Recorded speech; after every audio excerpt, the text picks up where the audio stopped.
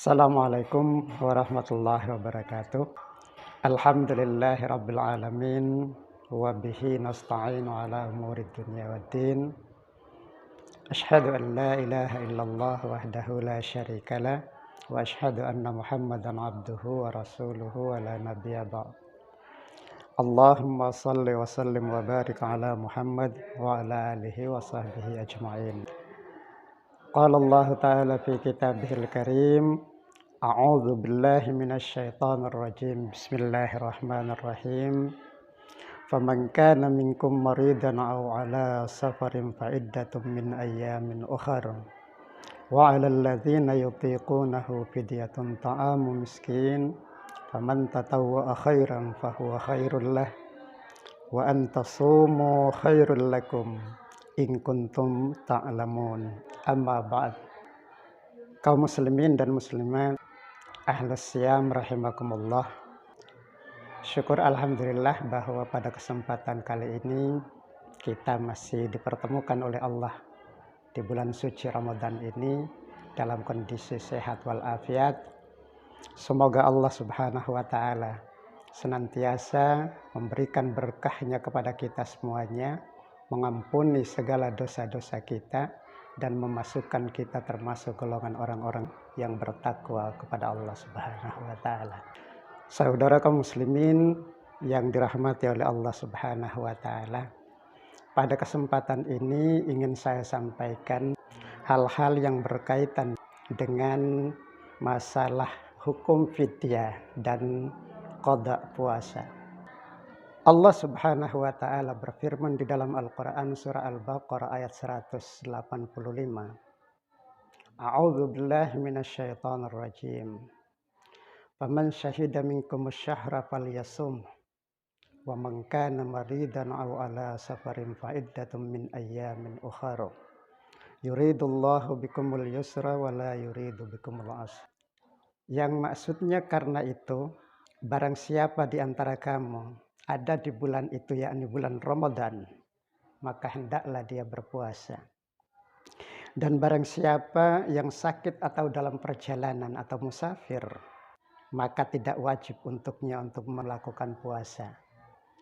Dan wajib untuknya mengganti puasanya sebanyak hari yang ditinggalkannya itu pada hari-hari yang lain. Allah menghendaki kemudahan bagimu dan tidak menghendaki kesukaran bagimu. Kaum muslimin rahimakumullah, berdasarkan ayat Al-Quran surah Al-Baqarah ayat 185 ini, orang-orang yang diperbolehkan oleh Allah untuk meninggalkan puasanya atau membatalkan puasanya karena ada beberapa sebab. Di antaranya yang pertama, orang yang sakit yang diharapkan bisa sembuh dari sakitnya. Yang kedua adalah orang yang melakukan safar atau perjalanan. Dan yang ketiga adalah orang yang haid dan nifas. Sebagaimana firman Allah yang tadi sudah saya sampaikan, bahwa itu merupakan landasan untuk memberikan ruang atau memberikan kesempatan bagi mereka yang sedang sakit. Sakit di sini maksudnya adalah sakit tapi nanti diharapkan bisa sembuh. Maka apabila dia sudah sembuh dari sakitnya, maka dia harus mengganti atau mengqada puasanya di hari-hari yang lain selama berapa hari dia mengalami sakit. Entah itu sakit sebulan atau mungkin hanya 10 hari dan lain sebagainya. Begitu pula orang yang melakukan perjalanan atau musafir. Dia melakukan perjalanan kemana atau di luar kota dan lain sebagainya, maka dia diwajibkan untuk mengqada puasanya. Sebagaimana ayat tersebut yang menyampaikan bahwa fa'iddatum min ayyamin ukhar, diganti setelah dari perjalanan pulang ke tempatnya semula, yakni tempat makamnya. Yang ketiga adalah orang yang haid dan nifas. Berdasarkan apa yang disampaikan oleh Rasulullah Sallallahu Alaihi Wasallam dan yang dari Aisyah radhiyallahu an, Rasulullah menyampaikan fatu umaru biqada'is shaum walam tu'maru biqada'is shalah. Aisyah mengatakan bahwa kami oleh Rasulullah Shallallahu Alaihi Wasallam diperintahkan untuk mengqada puasa kami dan tidak diperintahkan untuk mengqada salat kami. Hadis sahih riwayat Bukhari. Saudara-saudara kaum muslimin rahimakumullah, yang keempat adalah orang yang berat untuk menjalankan puasanya. Sebagaimana di dalam Al-Quran surah Al-Baqarah ayat 184 di sana disampaikan, "Faman kana minkum maridan aw ala safarin fa iddatum min ayyamin ukhar." Maka barang siapa di antara kamu sakit atau dalam perjalanan, maka wajib untuk mengganti puasanya sebanyak hari-hari yang dia tidak melakukan puasa.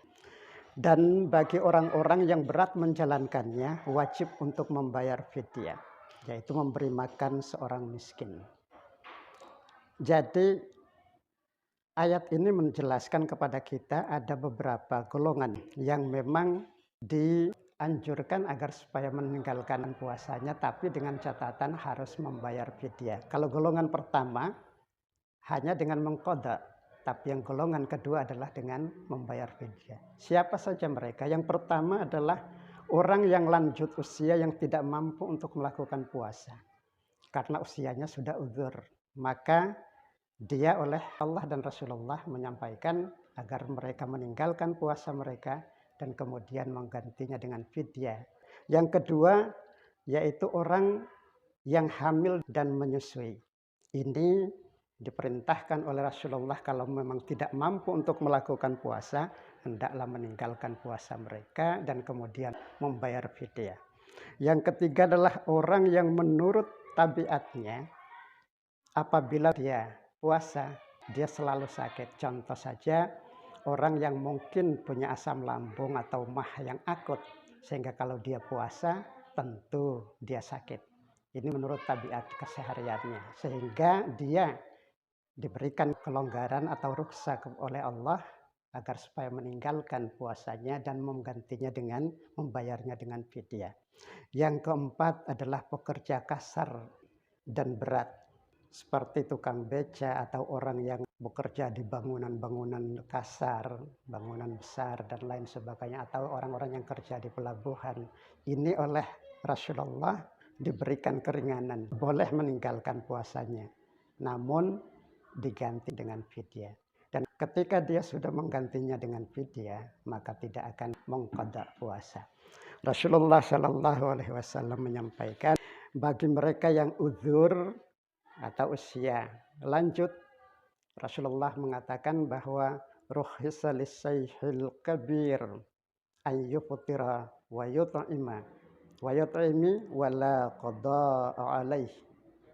Diizinkan oleh Nabi orang yang sangat tua untuk berbuka saum dan memberi makan orang miskin dan tidak wajib untuk mengqada. Hadis riwayat Ad-Daraqutni dari Ibnu Abbas. Sedangkan bagi mereka yang hamil dan menyusui, Rasulullah Shallallahu Alaihi Wasallam menyampaikan wal hubla wal murdi'u idza khafata aftarata wa at'amata.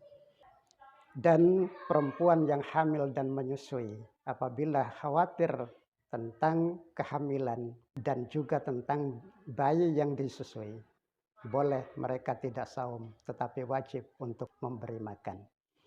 Saudara-saudara kaum muslimin, demikian yang perlu saya sampaikan. Pertanyaannya adalah berapa kadar atau berapa besar fidyah yang harus dikeluarkan. Dalam Al-Quran maupun hadis tidak disebutkan secara gamblang, namun Rasulullah Shallallahu Alaihi Wasallam memberikan gambaran bahwa diberi apabila seseorang yang memang diberikan oleh Allah keringanan untuk berbuka puasa dan membayar fidyah itu, dia memberi fidyah makan seorang miskin pada hari itu.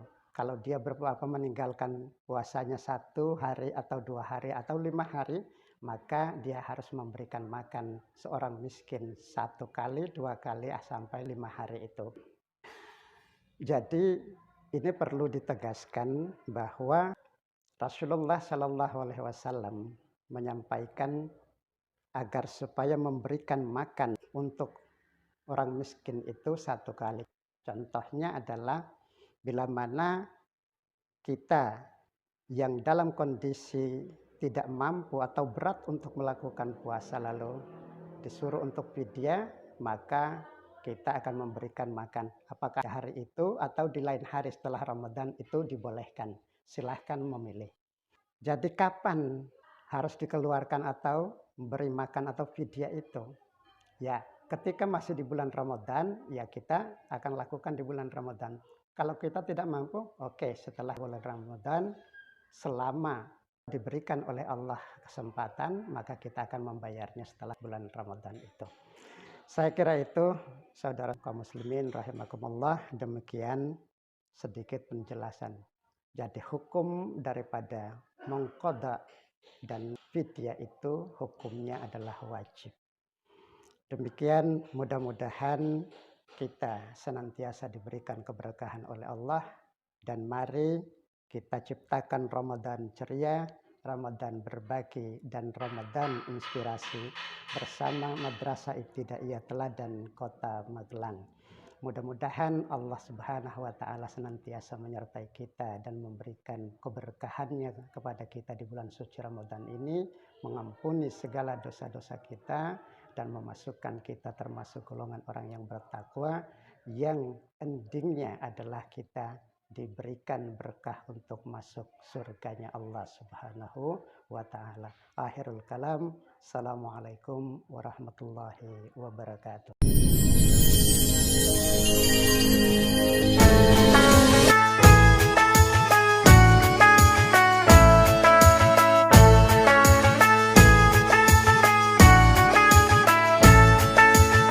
Ramadan tiba, Ramadan tiba, Ramadan tiba. Marhaban ya Ramadan, marhaban ya Ramadan, marhaban ya Ramadan, marhaban ya Ramadan. Ramadan tiba, Ramadan tiba, Ramadan tiba. Marhaban ya Ramadan, marhaban